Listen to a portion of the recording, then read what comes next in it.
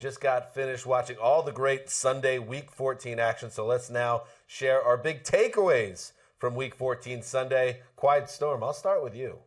As good as Seattle is playing right now, and they are one of the NFC's hottest teams, I have to wonder if their Super Bowl chances took a hit today with Thomas Rawls going out of the lineup for the rest of the year. You know, it looks like they get beast mode back with a week or two left in the season potentially. But let's be honest, Rawls has outplayed Marshawn Lynch top to bottom this season.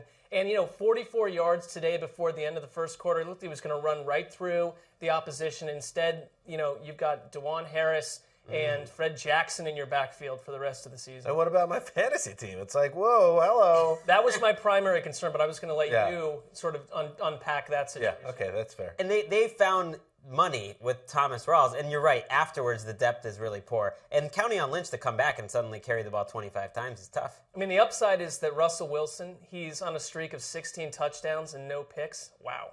Greg. My big takeaway is about the Buffalo Bills, and it's how their season is over now. It's not mathematically over, but it's basically over because they do the same thing week after week. They play with too much emotion. They play stupidly. They actually look like a good team that outgains their opponent most weeks, and then they find a way to lose because of penalties. 15 penalties in this game. They outgained them for the 6th time in 7 of their losses this year. So it's all mental errors and game management. This is why the Jets and their fans do not miss Rex Ryan, because this was not an uncommon sight. The Jets outplaying an opponent and then getting beat at the end of the game, whether it was a lack of discipline or just these penalties that pile up. Not surprising. I want to hear your big takeaway. Oh, I got a big one. This is important to the league. We have a superstar in our midst now because the linebacker, and you know who it is, Khalil Mack of the Oakland Raiders, walks into the superstar club with a 5-sack effort, putting the clown suit on Michael Schofield. A dominant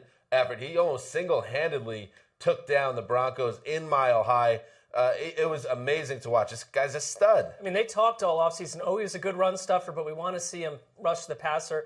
Those narratives usually blow up, not this time. Our number one guy on making the leap. He was great last year, but we were saying he's going to become a superstar. Today it happened. Check out the Around the NFL podcast 3 times a week.